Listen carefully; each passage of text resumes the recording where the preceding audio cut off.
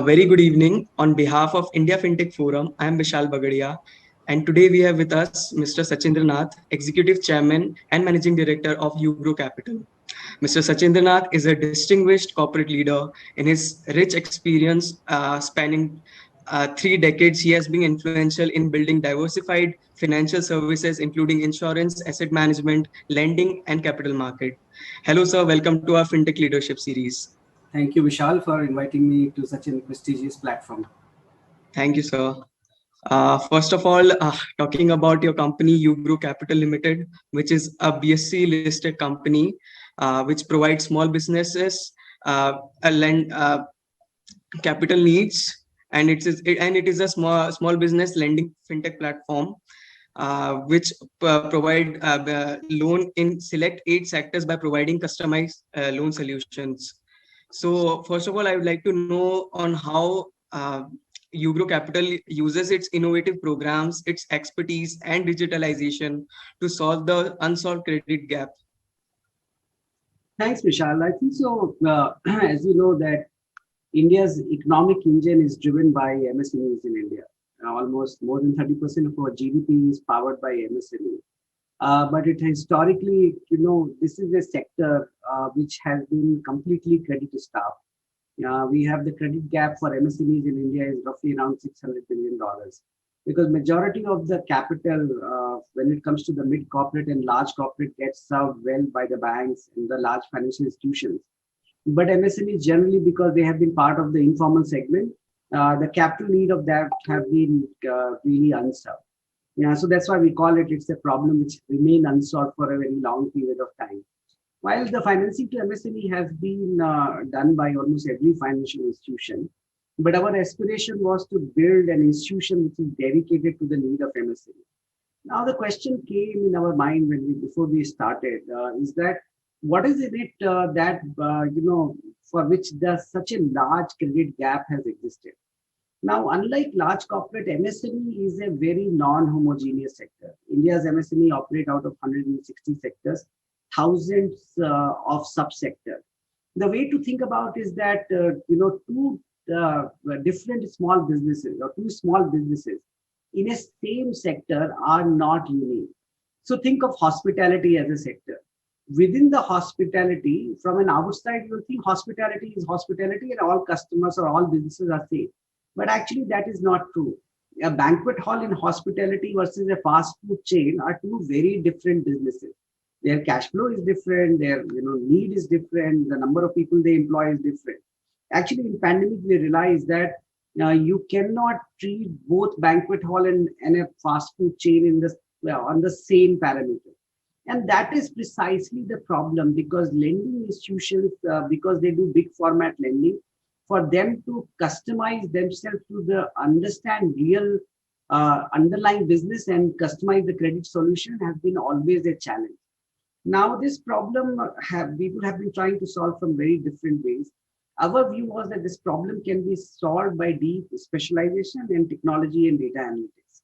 The reason why we said that we would focus on select 8 sectors and micro MSME we treat as a sector itself, because that gives you an ability to deeply understand each of the sector and subsector and then design tech platform or underwriting platform which serve the need of that. So for example, in hospitality, we do 7 sectors. In education, we do 2. In healthcare, we do 9. Kind of, automation which we have brought. So having designed this thinking, we said, what is the best way to, attack this problem? Obviously, lending is a capital business. My thinking was that these businesses or these problem solving happened over a decade period of time, and you need a very sustainable large capital. So we started this in a listed company format so that we can build this business for perpetuity. We raised roughly around 1,000 crore of capital. We took our 1 year of time. So right from July of 2018 till April of 2019, we set up what we call a large distribution, technology and liability engine. Today, we serve the need of MSME from 4 different channels. What first we call the branch-led channel. So we are expanding our physical footprint. We are today 34 odd locations. We will go to almost 75 locations by end of this year. And there we serve the need of both prime and micro customer within our sectors and subsectors. So Ugro is probably one of those unique company which has ability to lend even at 8% and also at 22%. So you can service the need of the prime most customer to the most micro customer. Second, we look at what we call ecosystems, because majority of the India's lending to MSME is collateral driven, because you don't understand the customer, so you ask for a collateral. Versus the need to be serviced through what we call cash flow analysis. So we under our ecosystem, we finance machinery and equipment, and we also do supply chain financing. Third is we believe that our cost of capital advantage in the large scale size can benefit lot many other players who are in the same segment. These players can be a small fintech or a large fintech, small NBFCs, payment platform, neo banks, market aggregators, and we created a partnership and alliance channel wherein we provide capital for them to go and lend to the end customer. And fourth is our digital channel, which is a touchless, seamless, non-physical channel. So that's how the asset engine.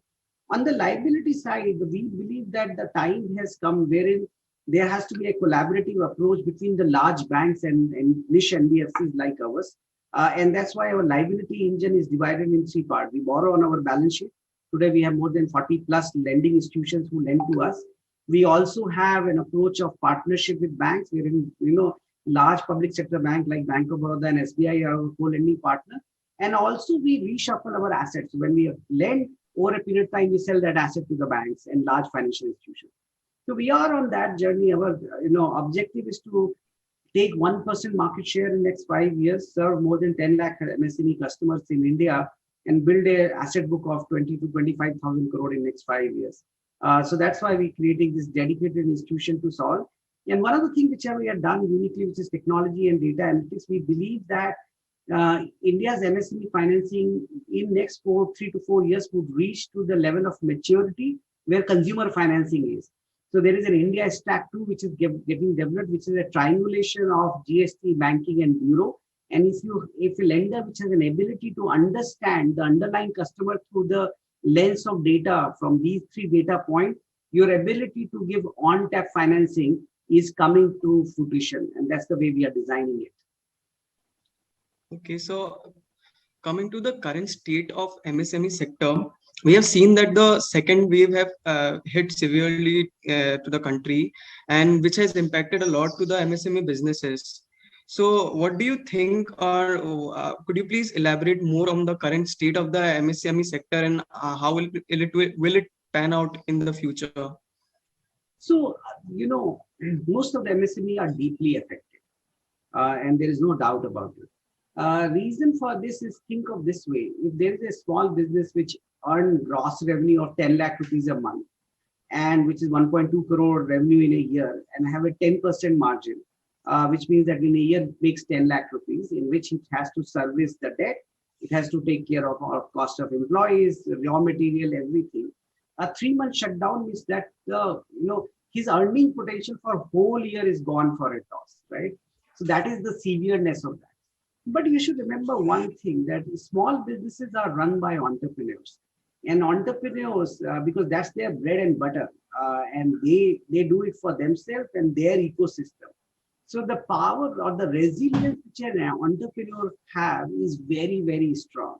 And most of these small businesses and their ability of what we call V-shaped recovery is far superior than the large corporate, because they work harder to readjust to the hard reality and start doing business again. And we are seeing that, we saw that happening after the first wave of pandemic. We are seeing that in the second wave of pandemic. And hopefully, we don't have so severe pandemic as it has happened in the second wave. We will continue to see the revival.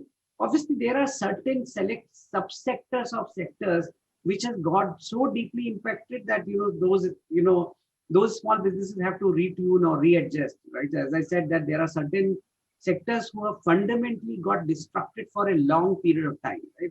So, think of businesses which were completely dependent on physical outreach, when people used to gather, so that obviously is affected.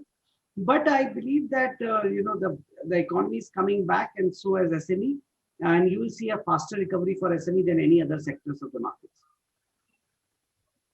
So, although we know about the resilience of MSME sector, but still the traditional banks are a little conservative when it comes to lending to the MSME sectors. So, I would like to know about the effectiveness of Ugro's Capital digitally enabled multi-pronged distribution channel on how they try to distribute loans to these small sectors. Yeah, that's a very good question, Vishal. So when the pandemic, first round of pandemic hit, and immediately, I think in the month of August, we launched a program called Sanjeevani.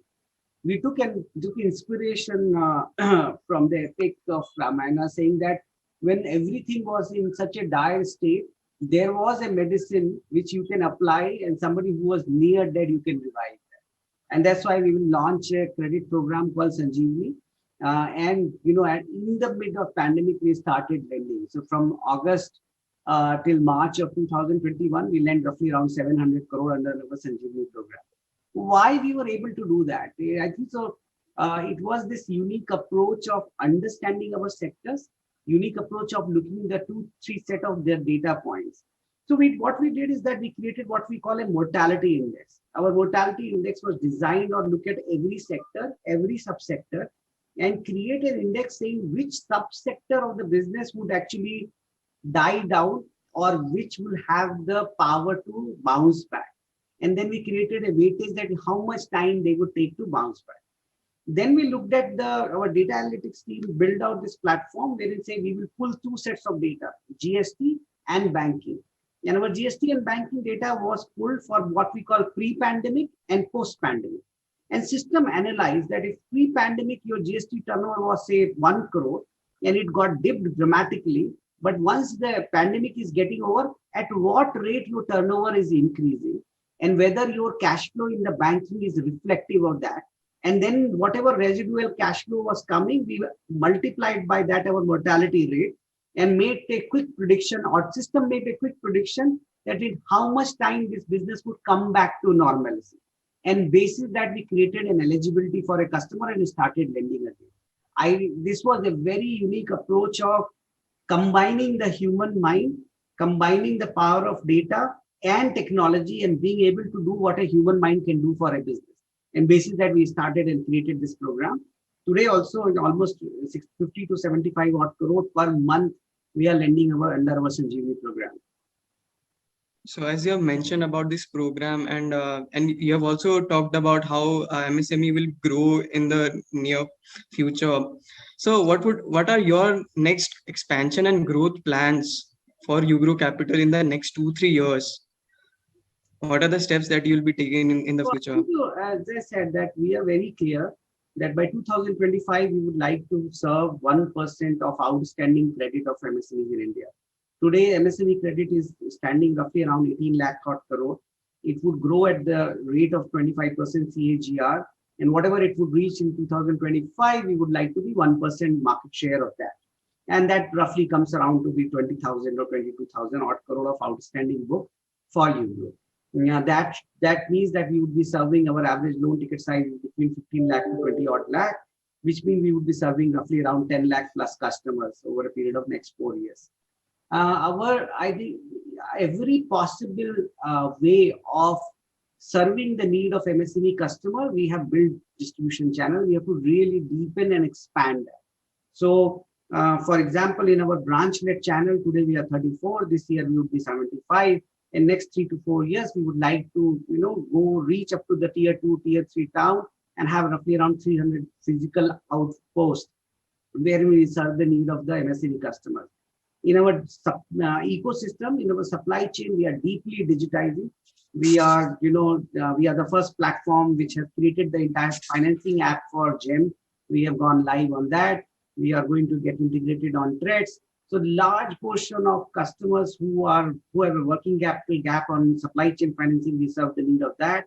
We are targeting ourselves to deepen our relationship with multiple manufacturers of machinery, which get consumed in SME and provide financing for machinery. And we would like to continue expanding our partnership.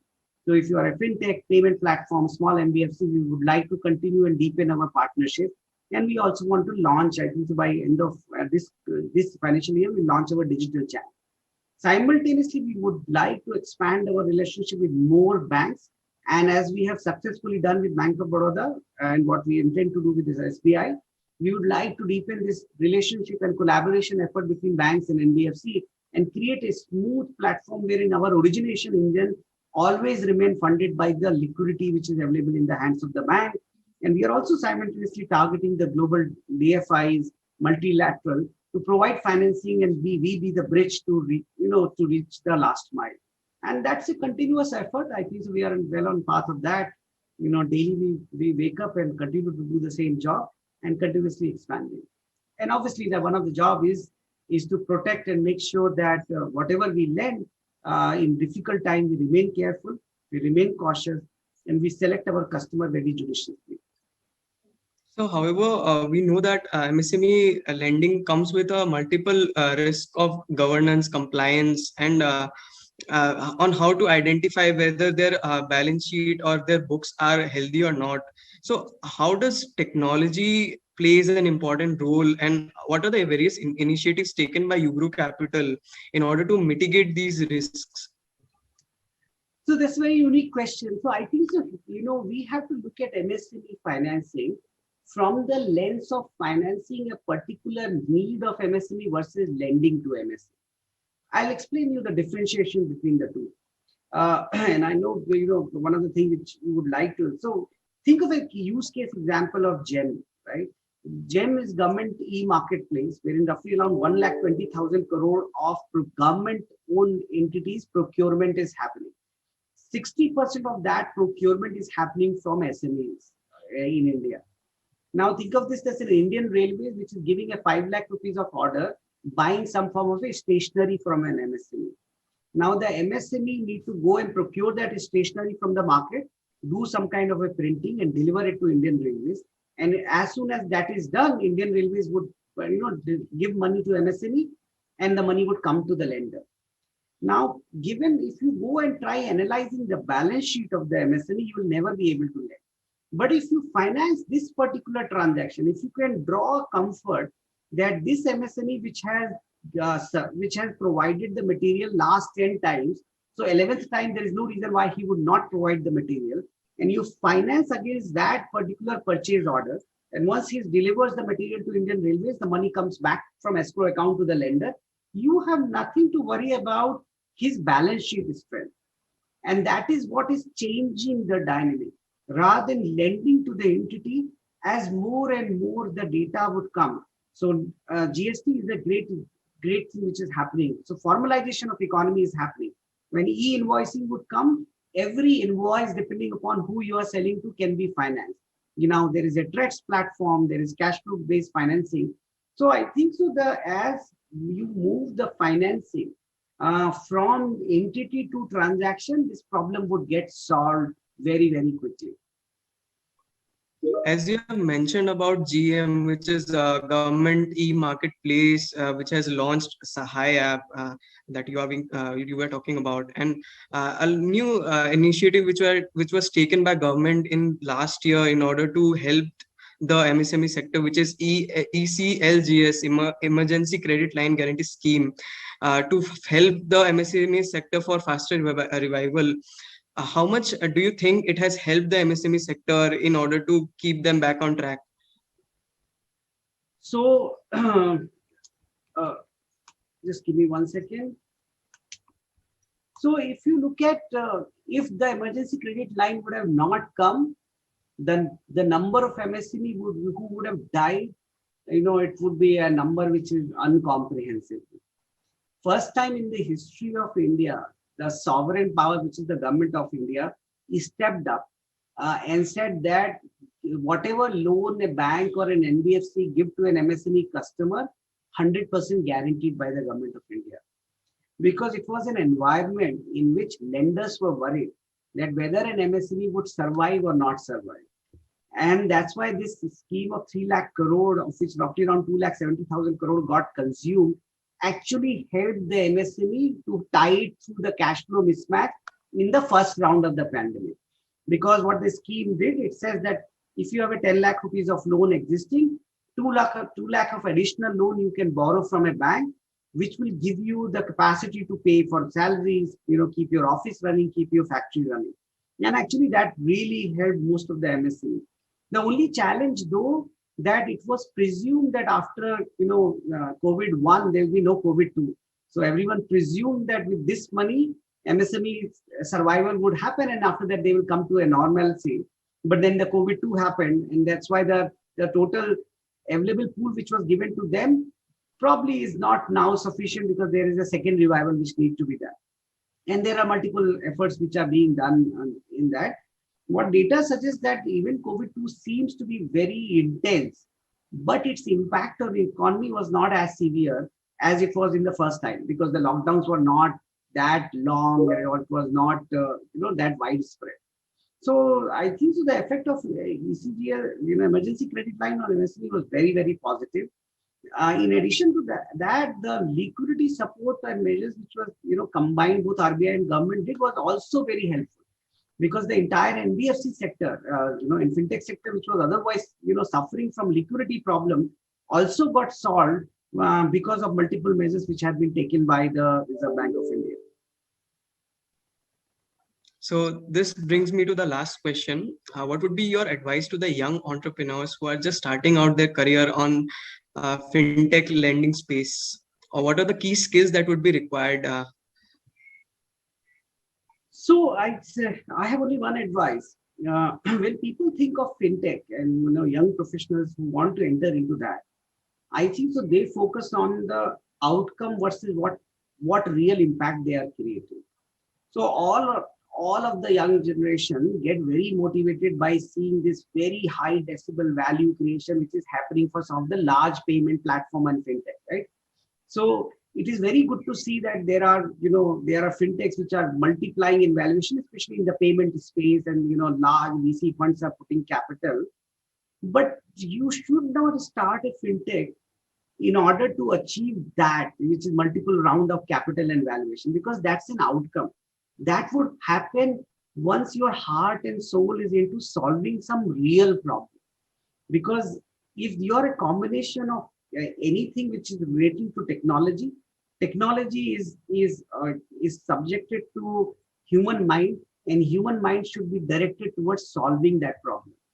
So you should not start a fintech because somebody else in some other market is doing it. You should really think of what is that you will solve and what is the impact you would create.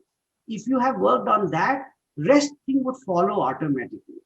So majority of the fintech which I see, I cannot understand the difference between the two. So there is a payment solution provider, I'm also a payment solution provider. There is a wealth provider, I'm also a wealth provider. But that doesn't change anything, because don't follow the rat race. Follow something which is really a problem which remains unsolved. So any key skills for the new students, the young entrepreneurs that they need to acquire? Persistent and resilience. Being an entrepreneur is a very difficult task. It's not an option. A lot of people think, let's try it out. If it doesn't work, we will do something else. So you cannot be an entrepreneur with that. You have to start with the conviction that you will stay on the course. The life would be very, very difficult. You will have very low moments in that, but you have real conviction and you will persist to succeed. If you don't have that skill set and you're using this as an option vis-a-vis a job, choose a job rather than choosing the life of an entrepreneur. That should be all. Thank you for being with us. Have a great week ahead. Thank you. Thank you.